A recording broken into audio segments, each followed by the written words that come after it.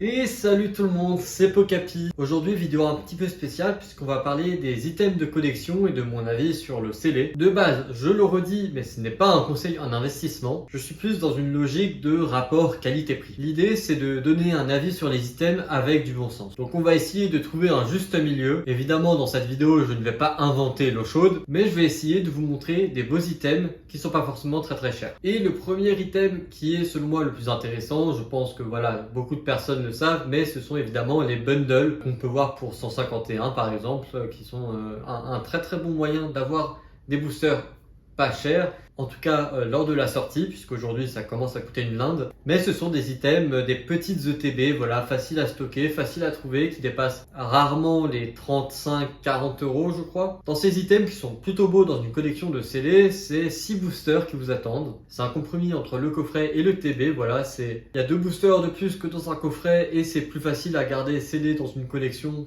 contrairement à un coffret qui prend de la place. Et c'est moins cher qu'une ETB en reprenant quand même un design assez similaire. Évidemment, dans une ETB, on a 9 boosters et une carte promo et quelques autres goodies. Si on veut des sleeves par exemple, c'est plutôt pas mal. Mais j'ai tendance à dire que si on veut se faire plaisir pour pas trop cher, ouvrir un bundle, c'est quand même beaucoup mieux. Donc comme je vous ai dit, on va pas inventer l'eau chaude, mais je trouve quand même que ces bundles, ou kits d'avant-première, comme on les appelait par le passé je crois, ce sont des items qui sont vraiment très beaux, voilà.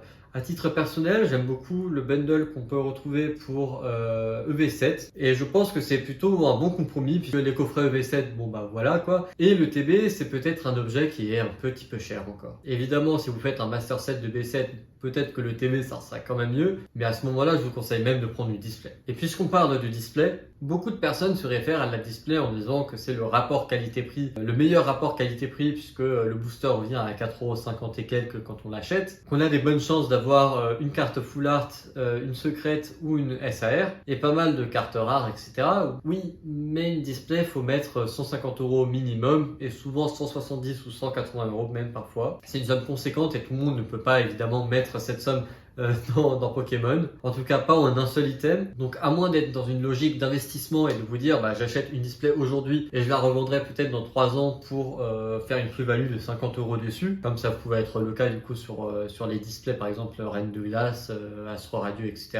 Alors oui, la display ça sera probablement l'investissement le plus rentable avec peut-être le TB. Mais comme je vous ai dit, là on n'est pas dans une logique d'investissement, nous on cherche plutôt à avoir un bon rapport qualité-prix pour des objets moyens. Et quand je dis moyen, c'est que c'est juste un objet pour l'ouverture, voire pour se faire plaisir. Et comme je l'ai dit, donc se faire plaisir avec une display, bah, ça coûte un petit peu cher, donc est-ce qu'on s'y retrouve au final? Je ne sais pas trop. De l'autre côté du spectre, on va retrouver du coup le coffret. Un coffret qui va coûter 25€ avec 4 boosters et souvent une carte promotionnelle X, parfois une jumbo, parfois d'autres items, mais dans l'ensemble vous avez 1 à 3 cartes promo et souvent une jumbo. Donc quand vous l'ouvrirez, bah, vous n'aurez pas grand chose pour vous à la fin. Donc quitte à acheter un item à 24€ avec une carte promotionnelle sympathique, moi je vais plutôt conseiller la Pokébox. Puisque la Pokébox, on voit avec pas mal d'items, elles ont quand même des cartes promotionnelles sympathiques le plus souvent. L'exemple qui me vient en tête, ce sont les cartes AR de Zenith Suprême qu'on avait dans les Pokébox de Zenith Suprême du coup. C'est quand même autre chose qu'une ex un peu pourrie d'un coffret de base.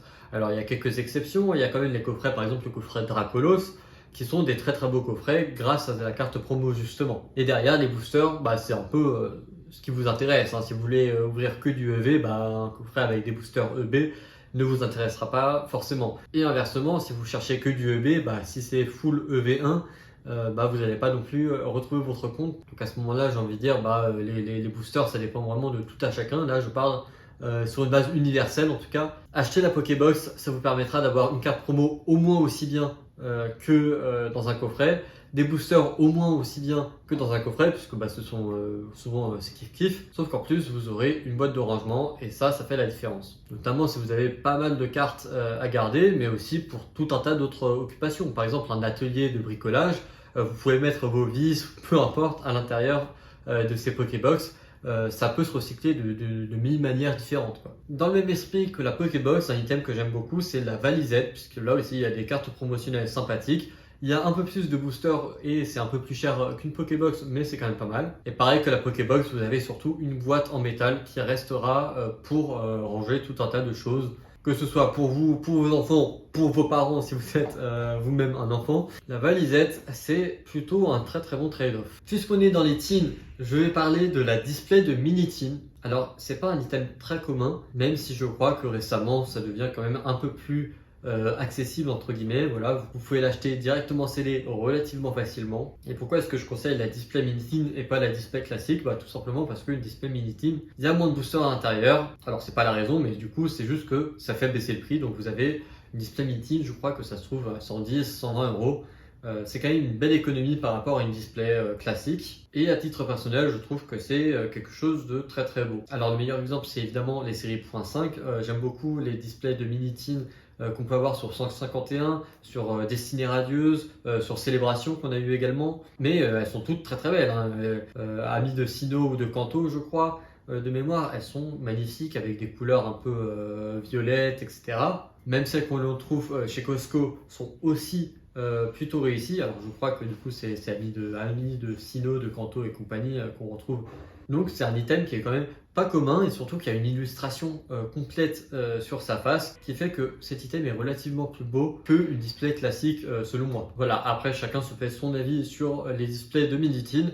Pour moi, c'est un oui. Pour d'autres, ça va être un non parce que c'est peut-être trop volumineux. Peut-être que le prix d'un booster revient trop cher, même si encore une fois, je trouve que c'est vraiment pas cher. C'est peut-être 5 euros le booster finalement.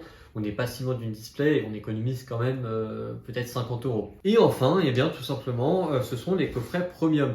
J'ai bien taclé les coffrets tout à l'heure, mais il y a quand même des coffrets qui sont plutôt sympa. Là, je parle de coffrets qui sont plus chers que la moyenne. On est plus sur les 35 euros que sur les 25. Mais l'un dans l'autre, on s'y retrouve. Alors, les coffrets premium, desquels je parle? Bien, je parle des coffrets qu'on avait avec les escouades alternatives, par exemple, qui sont des coffrets magnifiques avec une carte alternative de dingue, en fait.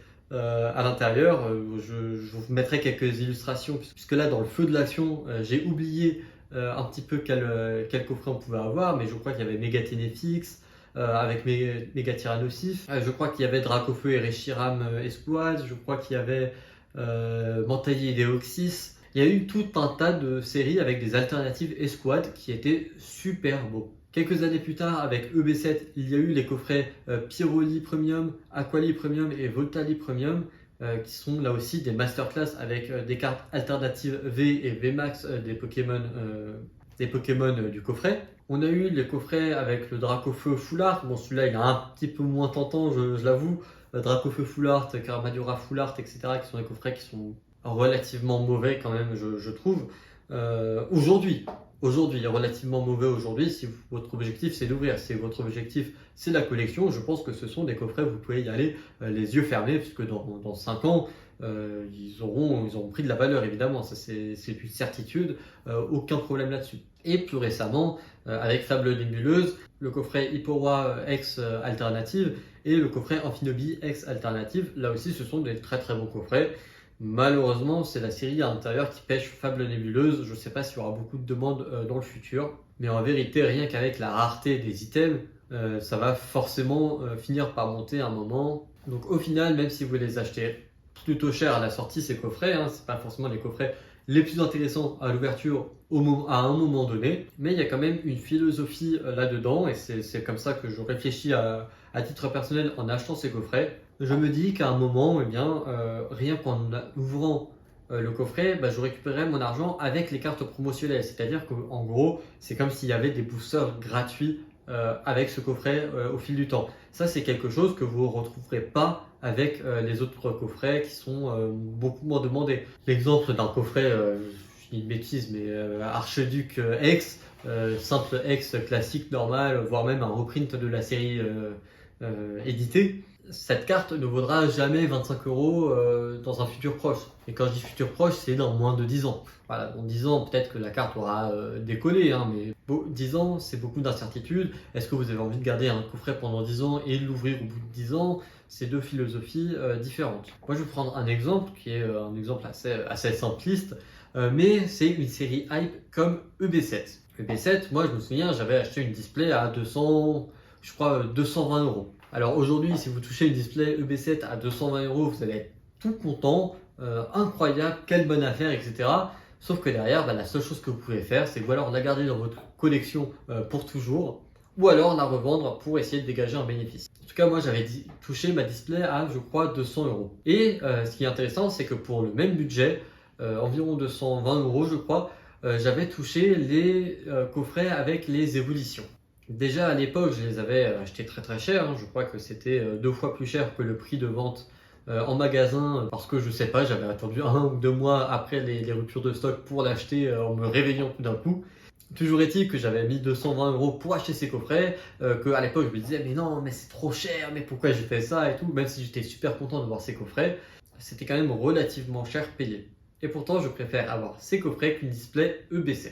Je m'explique, même si les coffrets coûtent moins cher en termes de valeur, voilà, je crois que ça se négocie à 500 euros environ les 3 coffrets, alors que la display EB7 elle est plutôt aux alentours de 700-750 euros. Et bah dans les coffrets j'ai un taux de drop qui est incroyable, c'est-à-dire que j'ai 6 alternatives minimum. Alors oui, en ouvrant le coffret, j'ai pas forcément l'excitation d'aller chercher un Rayquaza alternative, mais au moins je suis sûr de ne pas avoir de clim, sans compter que y a quand même une chance d'avoir une carte alternative supplémentaire en ouvrant le coffret, même si elle est très très minime. Parce que oui, en ouvrant 15 boosters, même si le taux de drop n'est pas généreux du tout, et c'est vrai que quand on voit les ouvertures de ces coffrets, bah, c'est assez catastrophique, avec parfois seulement 1 ou 2 hits par trio de coffrets, donc pour 15 boosters.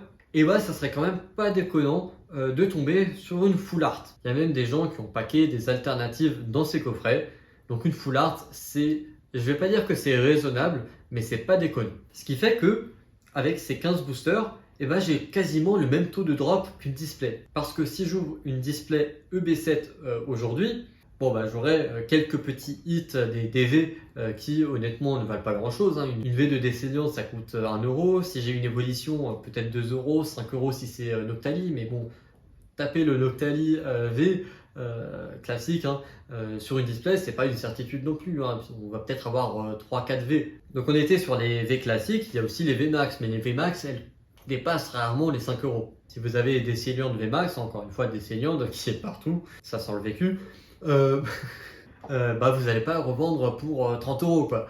Donc à moins d'avoir encore une fois le Noctali qui peut se négocier peut-être 15-20 euros, bah, si vous avez juste une carte VMAX d'une évolution, ça fera peut-être 5-7 euros selon la carte. Je n'ai pas regardé les évolutions du marché récent, mais c'est pas non plus le meilleur trade-off de votre histoire quoi. Et vu que dans mes souvenirs, bah, le taux de drop pour une carte Gold ou une carte Rainbow c'est à peu près les mêmes taux de drop qu'une alternative. Et qu'il y a aussi beaucoup de personnes qui ne sont pas du tout intéressées par les cartes Gold ou les cartes Rainbow, qui tapent ça et qui sont minces, ça m'intéresse pas du tout. Donc bah, la full art, c'est peut-être le seul hit mémorable que vous allez trouver dans votre display EB7. Donc là, vous en conviendrez comme moi, bah finalement, ouvrir une display pour avoir une full art et éventuellement une chance d'avoir une Gold, une Rainbow ou une alternative, mais c'est pas dit. Et surtout, les alternatives, elles valent pas non plus énormément d'argent. Ça aussi, entre 20 euros et les plus gros hits, 700 euros, là je vous l'avoue, mais bon, faut aller chercher le Noctali quoi.